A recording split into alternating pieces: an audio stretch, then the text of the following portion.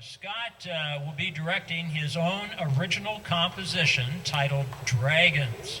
And at this time, Scott, if you'll pick up one of those microphones up there, we'd like Scott to tell you a little bit about his composition. So, ladies and gentlemen, this is Sugarcreek's own Scott Troyer. Give him a nice round of applause. So I was doing my student teaching in the fall this past year out at Bluffton, and I was at Lima City Schools. I was at Lima Senior, and if anyone knows the area, it's not the greatest school to be in out there. There's a lot of violence in Lima. It's not a nice place to be, and those kids go through some hard stuff. I saw some hard stuff while I was there, and it was great to be able to work with the music program, though, because that brought a lot of joy into these kids' lives and something that they didn't get to have a lot of. And so it was a suggestion, since I was already a published composer, that I work with the band on an original piece, something that they could take sort of ownership of.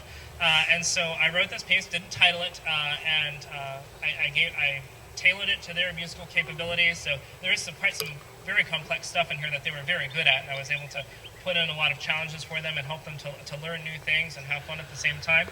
It's essentially a string of variations on one main theme throughout the entire piece, and that's something that the kids caught on to real fast, and so they decided they were going to name it, and they named it The Dragon's Journey, which is very long and not very marketable.